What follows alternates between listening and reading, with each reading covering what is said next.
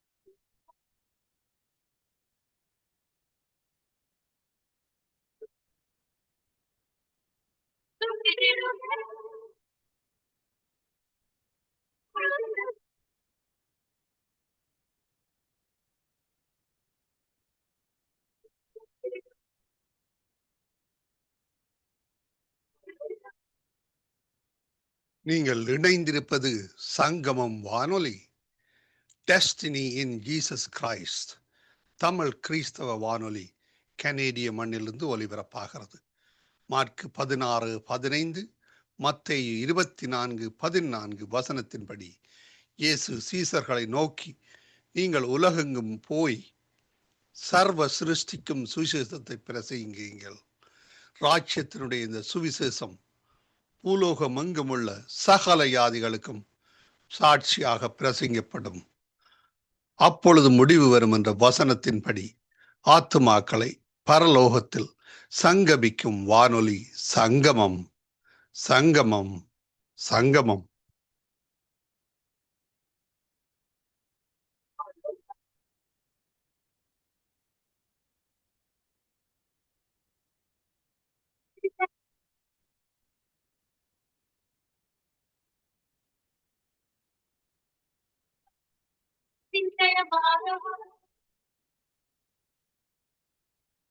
ஒன்று சாமுவேல் 26ஆம் அதிகாரம். பின்பு சீப்பூரார் கிபியாவில் இருக்கிற சவுலிடத்தில் வந்து, தாவீது எச்சிமோனுக்கு எதிரான ஆகிலா மேட்டில் ஒளித்துக் கொண்டிருக்கிறான் என்றார்கள். அப்பொழுது சவுல் சீப் வனாந்திரத்திலே தாவீதை தேடும்படி எழுந்து, இஸ்ரவேலிலே தெரிந்து கொள்ளப்பட்ட 3000 பேரோடும் கூட சீப் வனாந்திரத்துக்கு புறப்பட்டு போனான். சவுல் எச்சிமோனுக்கு எதிரே வழியண்டையில் இருக்கிற ஆகிலா மேட்டிலே பாளையம் இறங்கினான். தாவீது வனாந்திரத்தில் தங்கி சவுல் தன்னை தொடர்ந்து வனாந்திரத்துக்கு வருகிறதை கண்டு தாவீது வேவுகாரரை அனுப்பி சவுல் வந்தது நிச்சயம் என்று அறிந்து கொண்டான். பின்பு தாவீது எழுந்து சவுல் பாளையம் இறங்கின இடத்திற்கு போய் சவுலும் நேரின் குமாரனாகிய அப்னேர் என்னும் அவன் படை தலைவனும் படுத்துக் கொண்டிருக்கிற இடத்தை பார்த்தான். சவுல் ரதங்களில் இருக்கிற இடத்திலே படுத்துக் கொண்டிருந்தான். ஜனங்கள் அவனை சுற்றிலும் பாளையம் இறங்கி இருந்தார்கள்.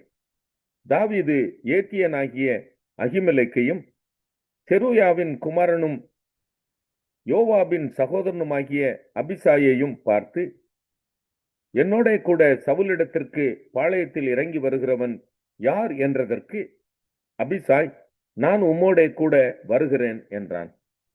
அப்படியே தாவீதும் அபிசாயும் ராத்திரியிலே அந்த ஜனங்களுக்குள்ளே வந்தார்கள்.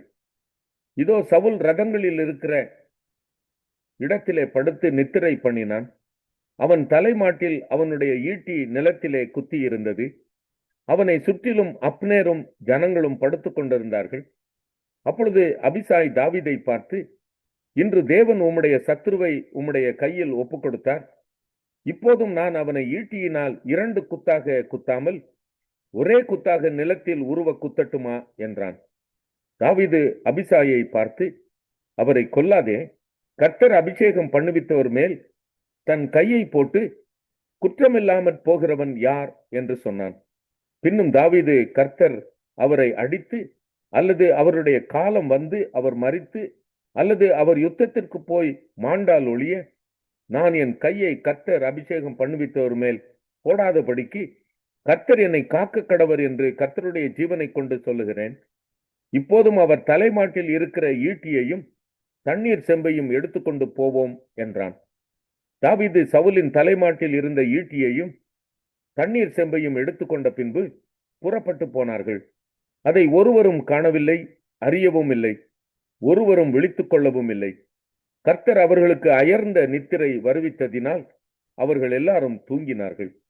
தாவீது கடந்து அந்த பக்கத்திற்கு போய் தங்களுக்கும் அவர்களுக்கும் நடுவே போந்த இடம் உண்டாக தூரத்தில் இருக்கிற மலையின் கொடுமுடியிலே ஜனங்களுக்கும் நேரின் குமாரனாகிய அப்னேருக்கும் நேராக நின்று கூப்பிட்டு, அப்னேரே, உத்தரவு சொல்ல மாட்டீரா என்றான்.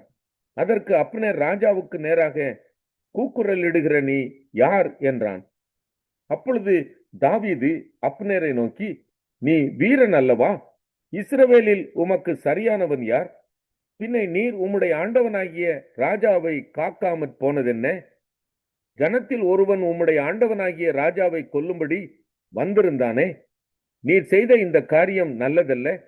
கர்த்தர் அபிஷேகம் பண்ணின உங்கள் ஆண்டவனை நீங்கள் காக்காமற் போனபடியினால் நீங்கள் மரணத்திற்கு பாத்திரவான்கள். இப்போதும் ராஜாவின் தலைமாட்டில் இருந்த அவருடைய ஈட்டியும் தண்ணீர் செம்பும் எங்கே என்று பாரும் என்றான். அப்பொழுது சவுல் தாவீதின் சத்தத்தை அறிந்து, என் குமாரனாகிய தாவீதே, இது உன் சத்தம் அல்லவா என்றான்.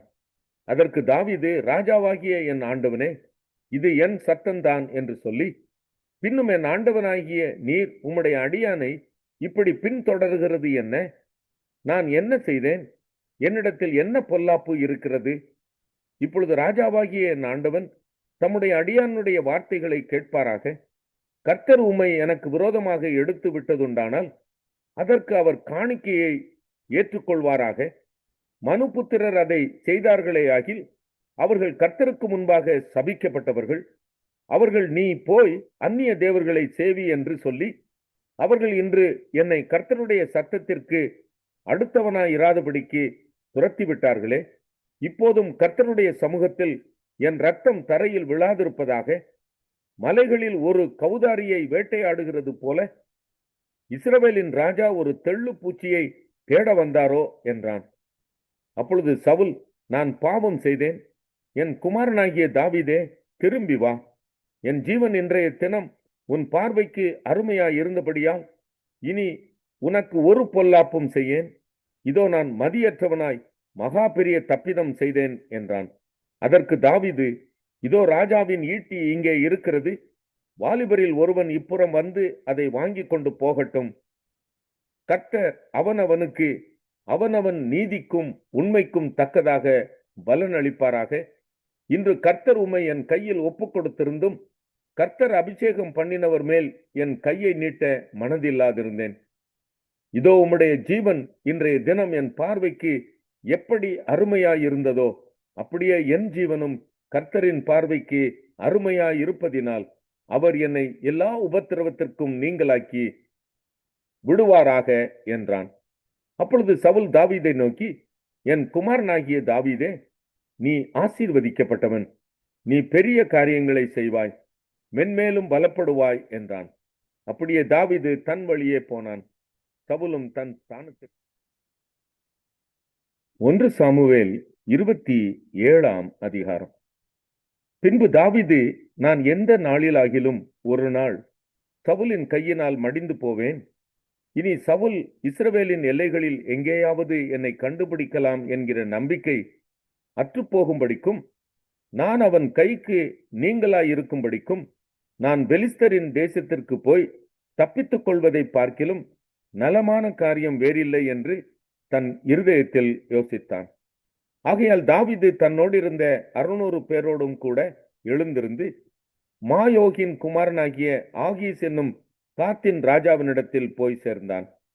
அங்கே தாவீதும் அவன் மனுஷரும் அவரவர் வீட்டாரும் தாவீதோட கூட அவன் 2 மனைவிகளாகிய இஸ்ரேல் ஊராளாகிய அகினோவாமும் நாபாலின் மனைவியாயிருந்த கர்மேல் ஊராளாகிய அபிகாயிலும் காத் பட்டணத்தில் ஆகீசிடத்தில் தங்கியிருந்தார்கள்.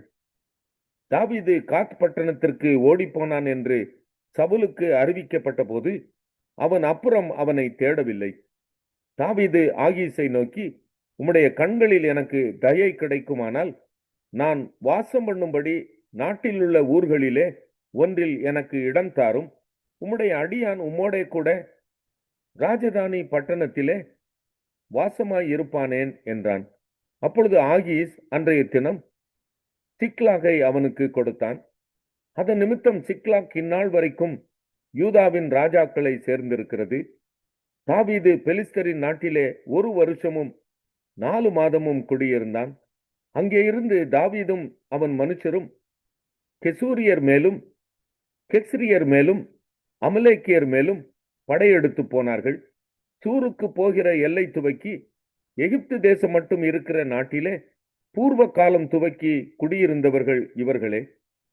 தாவீது அந்த நாட்டை கொள்ளையடிக்கிற போது புருஷர்களையும் ஸ்திரீகளையும் உயிரோடே வைக்காமல் ஆடு மாடுகளையும் கழுதைகளையும் ஒட்டகங்களையும் வஸ்திரங்களையும் எடுத்துக்கொண்டு ஆகீசிடத்துக்கு திரும்பி வருவான்.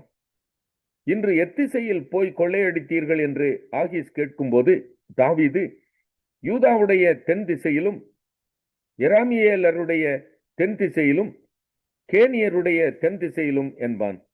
இன்னபடி தாவீது செய்தான் என்று தங்களுக்கு விரோதமான செய்தியை அறிவிக்கத்தக்க ஒருவரையும் தாவீது காத் பட்டணத்திற்கு கொண்டு வராதபடிக்கு ஒரு புருஷனையாகிலும் ஸ்திரீயையாகிலும் உயிரோடே வைக்காதிருப்பான்.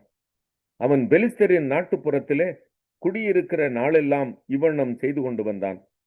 ஆகீஸ் தாவீதை நம்பி அவன் இஸ்ரவேலராகிய தன்னுடைய ஜனங்கள் தன்னை வெறுக்கும்படி செய்கிறான். என்றைக்கும் எரேமியா 3ஆம் அதிகாரம். ஒரு புருஷன் தன் மனைவியை தள்ளிவிட அவள் அவனிடத்திலிருந்து புறப்பட்டு போய் அந்நிய புருஷனுக்கு மனைவியானால் அவன் அவளிடத்தில் இனி திரும்ப போவானோ?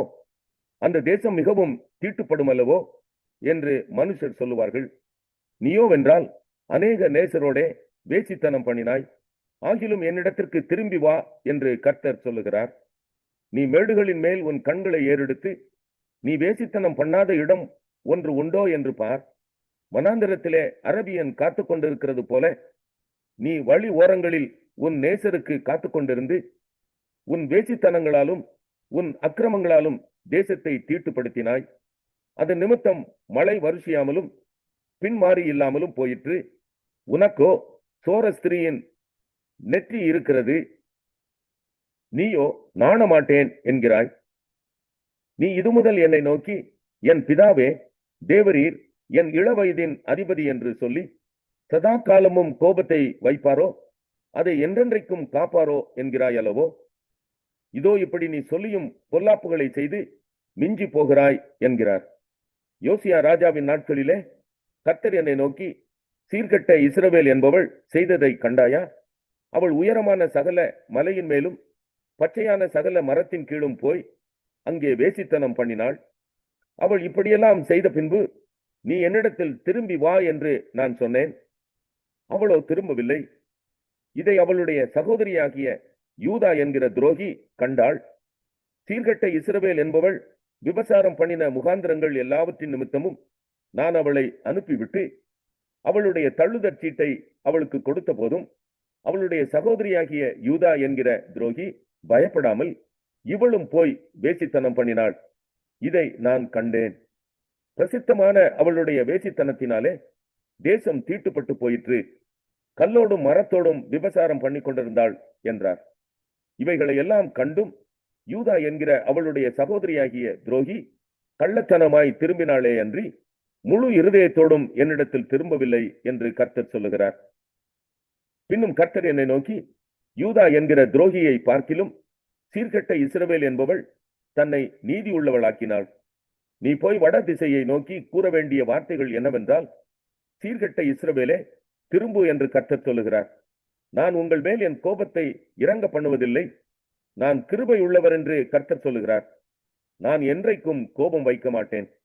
நீயோ உன் தேவனாகிய கர்த்தருக்கு விரோதமாய் துரோகம் பண்ணி பச்சையான சகல மரத்தின் கீழும் அந்நியரோட சோர மார்க்கமாய் நடந்து உன் அக்கிரமத்தையும் என் சத்தத்துக்கு செவிகொடாமற் போனதையும் ஒத்துக்கொள் என்று கர்த்தர் சொல்லுகிறார்.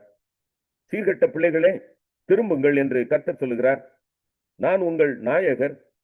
நான் உங்களை ஊரில் ஒருவனும் வம்சத்தில் 2 பேருமாக தெரிந்து உங்களை சீயோனுக்கு அழைத்து கொண்டு வந்து உங்களுக்கு என் இருதயத்துக்கு ஏற்ற மெய்ப்பர்களை கொடுப்பேன். அவர்கள் உங்களை அறிவோடும் புத்தியோடும் மெய்ப்பார்கள். நீங்கள் தேசத்திலே பெருகி பலுகுகிற அந்நாட்களிலே அவர்கள் கர்த்தருடைய உடன்படிக்கை பெட்டி என்று இனி சொல்வதில்லை. அது அவர்கள் மனதில் எழும்புவதும் இல்லை. அது அவர்கள் நினைவில் வருவதும் இல்லை. அதை குறித்து விசாரிப்பதும் இல்லை. அது இனி செப்பனிடப்படுவதும் இல்லை என்று கர்த்தர் சொல்லுகிறார்.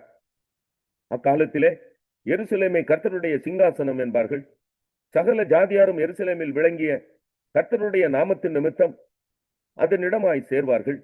அவர்கள் இனி தங்கள் பொல்லாத இருதயத்தின் இச்சையின்படி நடவார்கள். அந்நாட்களிலே யூதா வம்சத்தார் இஸ்ரவேல் வம்சத்தாரோட சேர்ந்து அவர்கள் ஏகமாய் வட தேசத்திலிருந்து புறப்பட்டு நான் தங்கள் பிதாக்களுக்கு சுதந்திரமாக கொடுத்த தேசத்திற்கு வருவார்கள். நான் உன்னை பிள்ளைகளின் வரிசையிலே வைத்து ஜனக்கூட்டங்களுக்குள்ளே நல்ல சுதந்திரமாகிய தேசத்தை உனக்கு கொடுப்பது எப்படி என்று சொன்னேன். ஆனாலும் நீ என்னை நோக்கி என் பிதாவே என்று அழைப்பாய். நீ என்னை விட்டு விலகுவதில்லை என்று திரும்பவும் சொன்னேன்.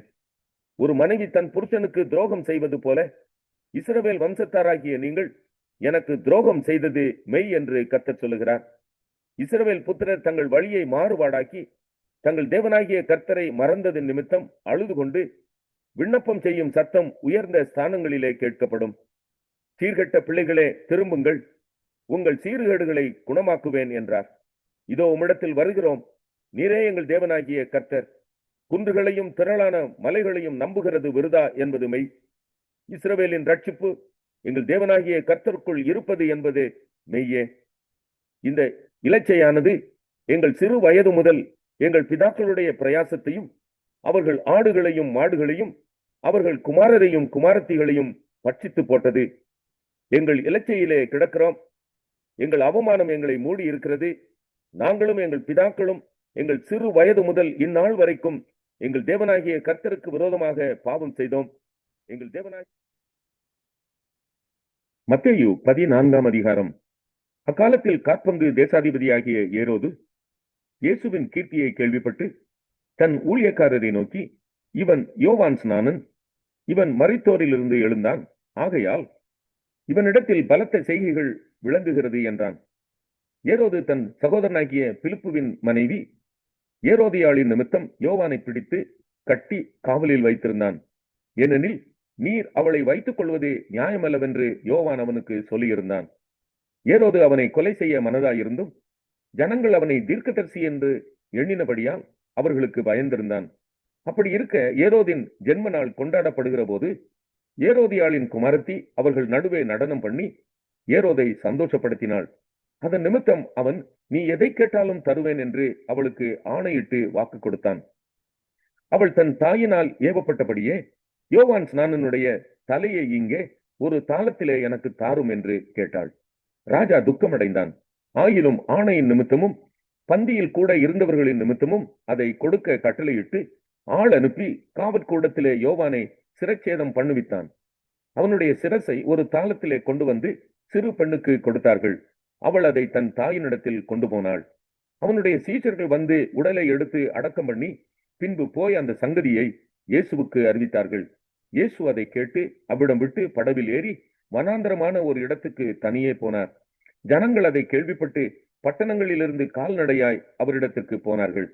இயேசு வந்து திரளான ஜனங்களை கண்டு அவர்கள் மேல் மனதுருகி அவர்களில் வியாதியஸ்தர்களாய் இருந்தவர்களை சொஸ்தமாக்கினார்.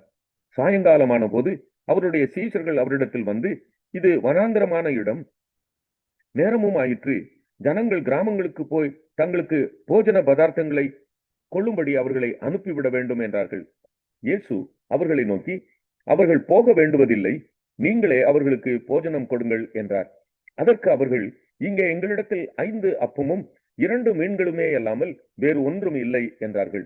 அவைகளை என்னிடத்தில் கொண்டு வாருங்கள் என்றார். அப்பொழுது அவர் ஜனங்களை புல்லின் மேல் பந்தியிருக்க கட்டளையிட்டு அந்த 5 அப்பங்களையும் அந்த 2 மீன்களையும் எடுத்து வானத்தை அண்ணாந்து பார்த்து ஆசீர்வதித்து அப்பங்களை பிட்டு சீஷர்களிடத்தில் கொடுத்தார். சீஷர்கள் ஜனங்களுக்கு கொடுத்தார்கள். எல்லாரும் சாப்பிட்டு திருப்தி அடைந்தார்கள். மீதியான துணிக்கைகளை 12 கூடை நிறைய எடுத்தார்கள். ஸ்திரீகளும் பிள்ளைகளும் தவிர சாப்பிட்ட புருஷர்கள் ஏறக்குறைய 5000 பேராயிருந்தார்கள். இயேசு ஜனங்களை அனுப்பிவிடுகையில் தம்முடைய சீஷர்கள் படவில் ஏறி தமக்கு முன்னே அக்கறைக்கு போகும்படி அவர்களை துரிதப்படுத்தினார். அவர் ஜனங்களை அனுப்பிவிட்ட பின்பு தனித்து ஜெபம் பண்ண ஒரு மலையின் மேல் ஏறி சாயங்காலமான போது அங்கே தனிமையாயிருந்தார். அதற்குள்ளாக படவு நடுக்கடலிலே சேர்ந்து எதிர்காற்றாய் இருந்தபடியால் அலைகளினால் அலைவுபட்டது. இரவின் 4ஆம் ஜாமத்திலே இயேசு கடலின் மேல் நடந்து அவர்களிடத்திற்கு வந்தார். அவர் கடலின் மேல் நடக்கிறதை சீஷர்கள் கண்டு கலக்கமடைந்து ஆவேசம் என்று சொல்லி பயத்தினால் அலறினார்கள். உடனே இயேசு அவர்களோட பேசி, திடன் கொள்ளுங்கள், நான் தான், பயப்படாதிருங்கள் என்றார். பேதுரு அவரை நோக்கி, ஆண்டவரே, நீரேயானால் நான் ஜலத்தின் மேல் நடந்து உம்மிடத்தில் வர கட்டளையிடும் என்றான். அதற்கு அவர் வா என்றார். அப்பொழுது பேதுரு படவை விட்டிறங்கி இயேசுவினிடத்தில் போக ஜலத்தின் மேல் நடந்தான். காற்று பலமாய் இருக்கிறதை கண்டு பயந்து அமிழ்ந்து போகையில், ஆண்டவரே, என்னை ரட்சியும் என்று கூப்பிட்டான். உடனே இயேசு கையை நீட்டி அவனை பிடித்து, அற்ப விசுவாசியே, ஏன் சந்தேகப்பட்டாய் என்றார். அவர்கள் படவில் ஏறின உடனே காற்று அமர்ந்தது. அப்பொழுது படவில் உள்ளவர்கள் வந்து, மெய்யாகவே நீர் தேவனுடைய குமாரன் என்று சொல்லி அவரை பணிந்து கொண்டார்கள். பின்பு அவர்கள் கடலை கடந்து கெனேசரத்து நாட்டில் சேர்ந்தார்கள். அவ்விடத்து மனுஷர் அவரை இன்னார் என்று அறிந்து சுற்றுப்புறமெங்கும் செய்தி அனுப்பி பிணியாளிகள் எல்லாரையும் அவரிடத்தில் கொண்டு வந்து அவருடைய வஸ்திரத்தின் ஓரத்தையாகிலும் அவர்கள் தொடும்படி உத்தரவாக வேண்டும் என்று அவரை வேண்டிக் கொண்டார்கள்.